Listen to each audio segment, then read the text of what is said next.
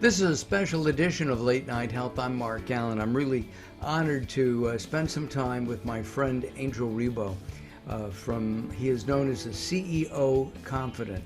There is so much to this man. He is such a nice guy. He helps everyone. He'll probably help you. Angel, welcome to Late Night Health. Thank you very much for having me in your show and obviously for your nice words. Thank you. It's a pleasure to be here. Yeah, thank you. Tell me, you got a sign back there. Give me a break 2020. How do we do that? I want a break right now. I want the old normal back.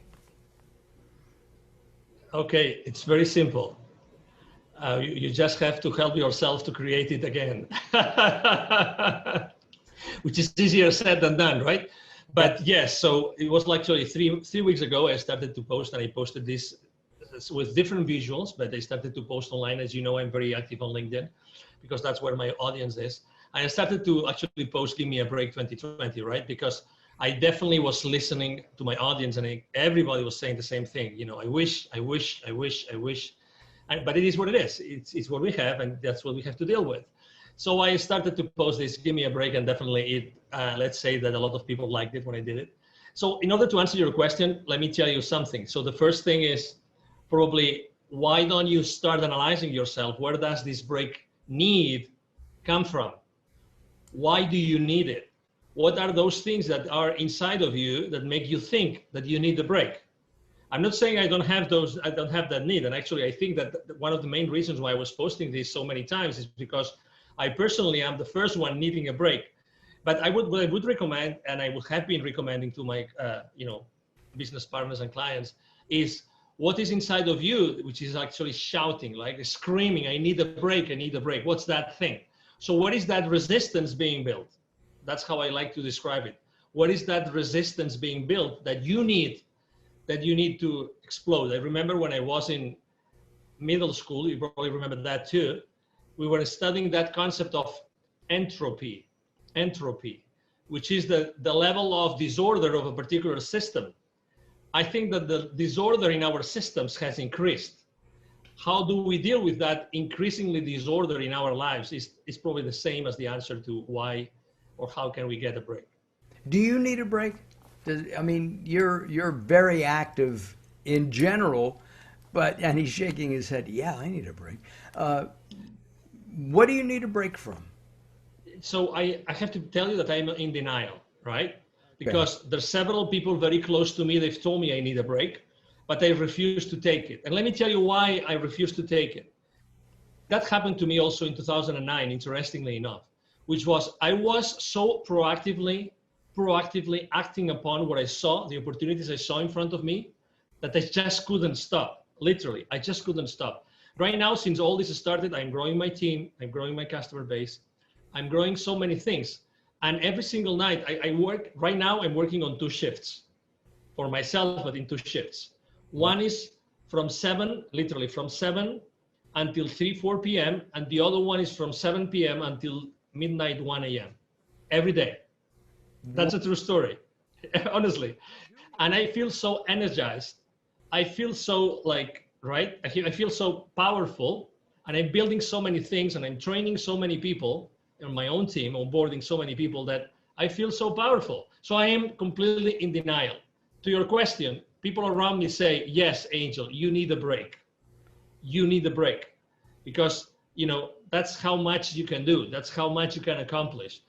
You should take a break, right? And so that's the answer. And with all that energy that you're expelling, working with people, your team, and all that, there's got to be a point where you fizzle out a little bit. So you got to relax a little bit, right? Go ahead. There's sometimes, no, my apologies for interrupting you, but sometimes you really feel like you're super concerned, super worried, there's something bugging you, there's something in your mind. But right now, I'm not at that place. My mind and my energy is not or are not in that place. So, I don't know if it's what I eat, because I also do, late night, show as yours, as related, health related. I do fasting. I change a few things in my diet. I have incorporated a few things in my diet, and it's very rare when I feel tired. Really, it's very rare. Wow. So yeah, it's really rare when I feel tired. And interestingly enough, I feel tired in between those shifts I told you. Some people might think this guy is crazy, but that's why I was excited to be on your show today, because when we are recording, it's exactly in between those two shifts. And but today I didn't feel it. I didn't feel tired at all between the shifts. So I was just, I said, wow, great. Actually, as you know, I was just looking for your email and getting the link, and let's do this. Let's do this no matter what. Many questions pop into my head, and one is, how do you blend in family? You have kids, Yeah, 3 kids, 3 kids, and their ages? 20, 12, and 10. All right, the 20-year-old really says, "Dad, leave me alone." What about, Totally. right? That's, what about the, no, I'm teasing, but I guess you have to have family time, don't you? I do have to have family time, and we have family time. Something very interesting that's happening nowadays, as you know, is that unfortunately the kids are not allowed to go to school. Right. So they have to do remote learning, okay? Which is this how to say this? It's a paraphrasetical way. I don't know what the right word would be in English. It's a way to paraphrase, right? Okay. Not going to school and not learning and not having the interaction with the rest of the kids or with the teachers. But so that means that actually my 12-year-old, he is having his remote learning on my office, in my office. I'm blessed to having a large office. So he's actually taking everything from the same like office space I have here at my home. So actually we are becoming much more close thanks to this remote learning that they are supposed to get from their school. And the same with my daughter. My daughter doesn't share because she's more like, girls are more girls and want to be more with girls, and they have these things and they like, discussing the little chit chat among girls. She's not sharing a space with me, but obviously she spends a lot of time at home. So we see each other much more than before. In between shifts, we try to go have, dinner outside. We try to have some time together outside. And over the weekends, obviously, we spend a lot of time together. Again, we have really decreased the amount of activities we do outdoors for obvious reasons. Right. Are you afraid that your kids, as they grow up, and they're spread out over, a couple of years there, from your 20-year-old down to your 12-year-old, that they're going to miss some kind of relationship? Look, kids, at 12 years old, your daughter goes to school, she hugs her best friend. Next week, she's got a new best friend, and she hugs that one. There's a tactile thing. When my wife and I, before COVID, would go out, we'd see, millennials sitting at dinner with their cell phone, and they're texting. I always want to know if they're texting each other, 2 feet away. But to me, they're missing stuff. When we go out, when we used to go out, we talk. And it's, even though Zoom and Skype and the other up and coming teleconferencing apps are important, and I live on Zoom, as I know you do. Aren't we missing something in that one-to-one approach? Yeah, one thing is that we are missing something. Definitely the answer to your question, I would say from my point of view, is we are missing something. But at the same time, pre-COVID, right? March, the last time that, that the kids were allowed to go to school, right? So up until March, they were very active socially. So, there was nothing missing there. We've been now 5 months without, right? 5 months, or now it's going to be 6, with all this inability to go back to school, to the buildings. So I don't think that these 6 months have actually done, or in the long term, or even in the midterm, are going to do anything wrong to the kids. Because I don't think it's long enough. And actually, to the contrary, I believe that this time at home and realizing what's going on around them has given them the opportunity to think about things that they would have never thought had they stayed on a normal, way of doing things and going to school, and mom goes to work and dad goes to work. So I think that it's a great opportunity that the kids have lived. I guess this depends on every single home, right? But I think that the thoughts and the ideas and the discussions conversations that they have had with us, with the parents at home, I think it's really important. Number two, obviously they have still met with friends. I mean, there's been sleepovers, there's been, kids, they have gone to some other, kids, friends. And so there has been some social interaction. And right now, for instance, in Texas, they are talking about opening back schools. And yeah, I mean, we still have not decided. Yeah. Have you decided if you'd let your kids go back? Yeah, I mean, when they asked us to decide back in June, we said yes. We want them to go full speed to school. But then, I mean, I regret to say this, but if you asked 1,000 people on Earth, if you were an extraterrestrial and you came to Earth and you asked 1,000 people what do they think of COVID, you would probably get 1,000 different responses, right? Yes, absolutely. So it's the exact same thing about going to school. It's the exact same thing. So you asked the other day, I am very active on the school district here, very active with the schools. I've been volunteer. I go to the board meetings, everything.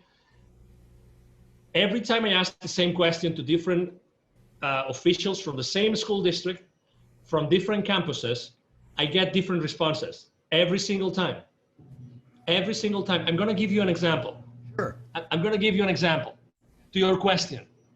I wanted to be part of a committee that was put in place before the school year started in August. And that committee met, and it was the counseling committee of the school district. It was part of that committee. And the school official disclosed with us, the 70 parents that were part of that committee, he disclosed how many parents had said, we want our kids to go to school. We want them to go to school regardless. We want our kids to go to school. We don't know what the restrictions are going to be. We want our kids. 85%, he said, and he was so natural. He said, genuine. He said, I don't know how we're going to do it. I don't know how we are going to bring, and that was in July, early July. I don't know how we're going to bring 85% of the kids back to school. I have no idea how that's going to work. Fast forward, the school district decides there's going to be no face-to-face in-person school. Right. Because the parents had actually voted, and they voted 50-50. So we decided not to do it. And then and then you read a newspaper, local newspaper, and then you read the exact same thing. 50% of parents said, yes, we want our kids to go to school. 50% said no. So this is just an example. And I'm talking to you about public servants, Mark, public servants. Okay, so there's this bubble of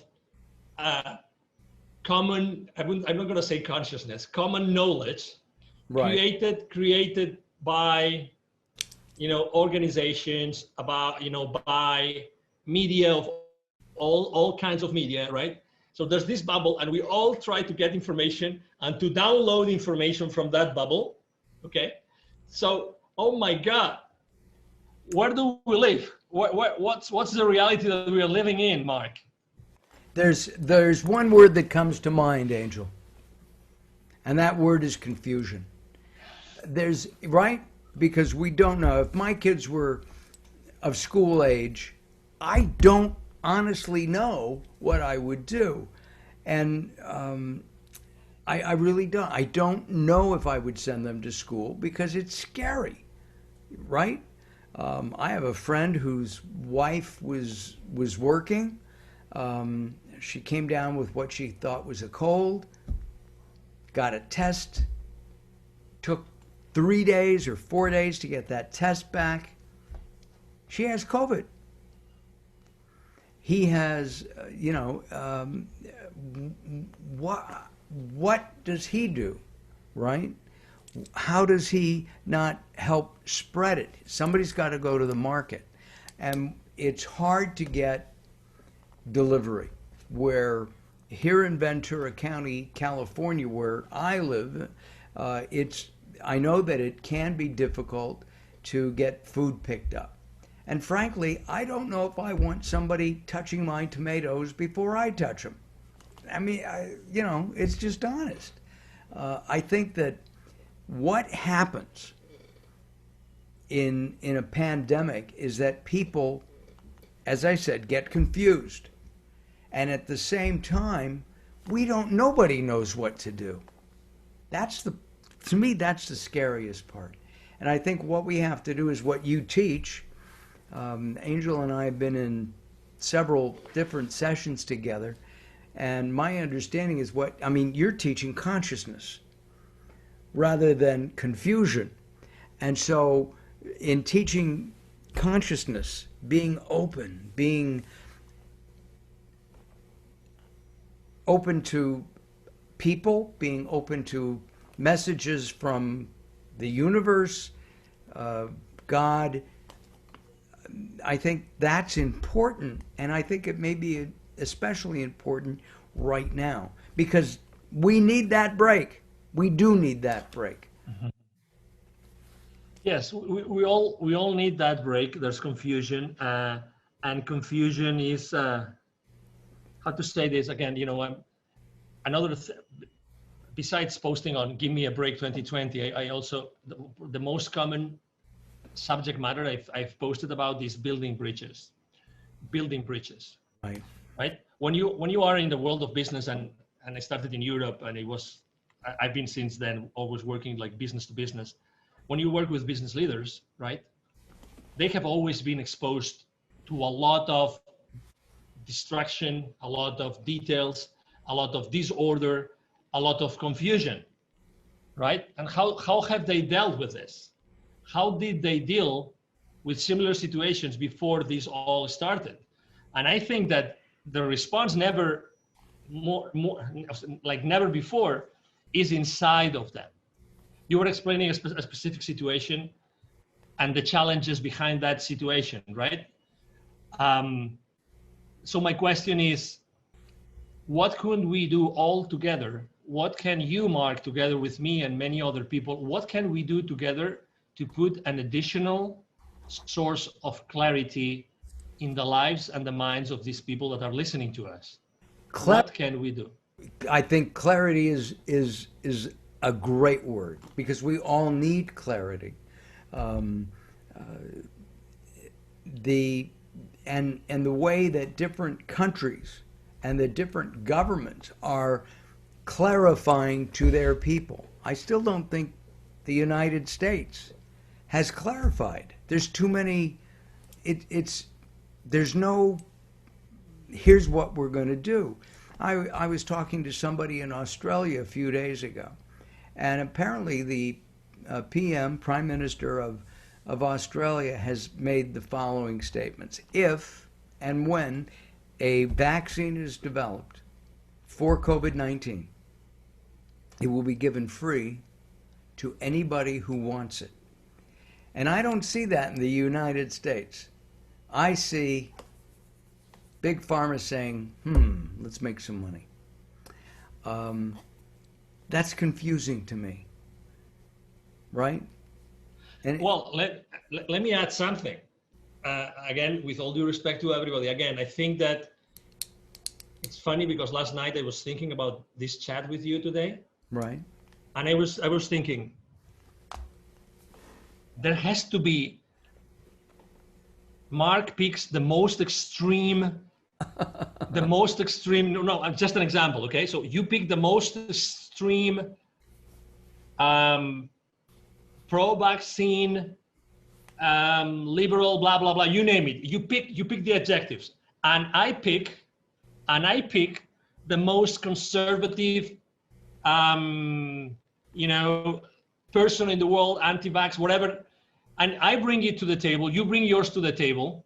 I bring that person to the table. You bring your person to the table, and our challenge is, how can we spend 1 hour together, all four of us, building bridges as opposed to criticizing each other and blaming each other for the opinion, for what's going on in the world. That would be adding clarity to this world.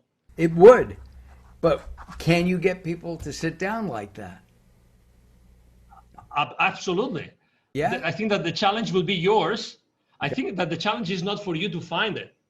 The challenge is, how can you and I be the mediators of that conversation so that we show the world that even at the very opposites, we can still build something together, right, in order to generate clarity as opposed to uncertainty and confusion. Yeah. You know, so that was my thought, really. That's what I was thinking. Our guest from the CEO is the CEO Confidant, not from the CEO Confidant. He works with CEOs all around the world, and he's sharing some insights today on what's going on in our crazy world. Angel and I met through at a workshop, several workshops at the EBC. We were in, were we in Oceanside and Sandy? Yes. Right? Oceanside, yeah. Oceanside and California. And it's been a couple of years. And we keep in touch, and then we lose touch, and now we're in touch again. And Angel recently helped me with my book, Growing Old Sucks, but it doesn't have to, and I really appreciate that. And then 2 years ago, I ran into, I think we were in, you were here in LA, in the LA area, and you introduced me to some people, and they said, if you ever come to Spain, look us up. And we planned a trip, and turns out that we spent the time in Nirja, which is where they live, and it was a great time. I wouldn't have gone into the caves of Nirja, which are phenomenal, had it not been for them. What are you doing now? You've mentioned building bridges. I know that in my business, which is video production and hosting, I've been going out and doing more and more interviews, as many as I can, to enhance my paid videos, because we all need money.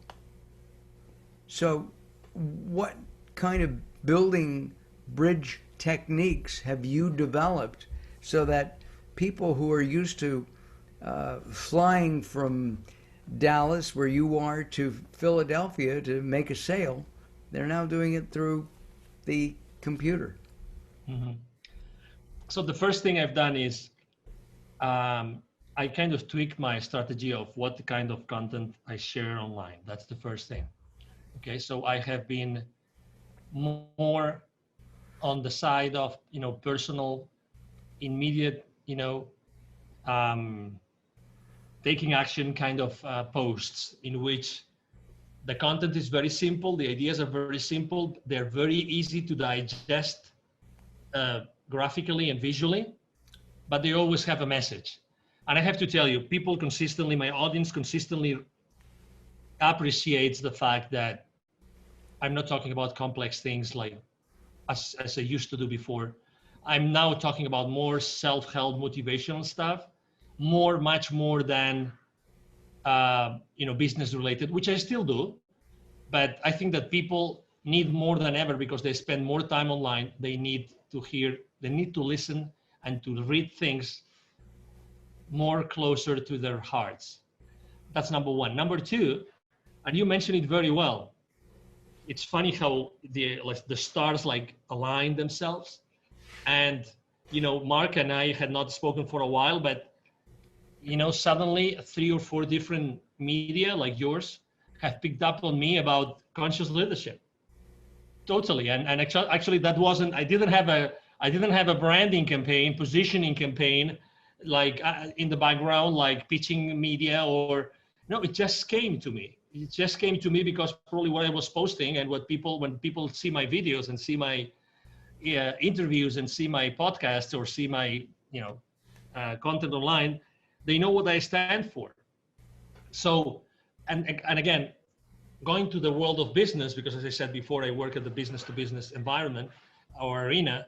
Going to business, I think that business leaders now need to be conscious like never before. They need to hear different messages. And you, instead of working on their business, are you working with them to better understand themselves so that they can go back and work with their team? Absolutely. Absolutely. And not only that, that's why I say, I mean, I totally believe in the alignment of stars. If I told you that the business partners that they have today or clients they have today, most of them are also aligned to this vision of helping businesses more on the culture kind of thing, more on the, hey, let's build something together so that we can live together better, and that's extremely important. So it's funny that like I am attracting, there's this inertia coming behind me, which actually is overtaking me. It's overtaking me. That would be the right word to use, in that direction. So even my own business partners and clients, they are helping me do the same thing from a different perspective, but they're helping me do the same thing. And third, yes, I mean, I think that business leaders more than ever, even if they've been in similar situations, even if they had contingency plans, they had plan Bs prepared, they still need personal support. And they want to do it with someone that has been there for a long time, understands business, understands international, this kind of thing. So, to be honest, I consider myself a conduit. I'm blessed to know people like you and to be able to drink from your sources, because I mean your show is just amazing, and well, thank you. The people that you bring to the table every night is just amazing. Well, so and we need the sources of wisdom more than ever before, Mark. We do. One of the things that Angel and I did, we worked with Gary Stewart in a constellation healing, and it's you kind of for me or for Angel, we don't know each other's in-depth history, but we would be asked a question and answer it as if we were part of in Angel's history, his maybe family from 2 or 3 or 4 generations back. And Angel was very complimentary, saying I hit the nail on the head. So, and I remember that specifically. Angel, we're out of time. We'll have to do this again. Let's not wait so long. Okay? You can count on me anytime, Mark. It's been a pleasure to be here. Thank you to your audience. Thank you for being patient to listen to me. And, if I can help them in any way, as they will know where to find me. Throughout our time together, we have had Angel's website up underneath, and also his LinkedIn and other social media outlets, because he is active, especially in LinkedIn, but he's active in all of them. Thank you very much for joining us here on Late Night Health. Thank you very much for having me. Talk to you soon. I look forward to it. I'm Mark Allen. Thanks for watching. We'll be back.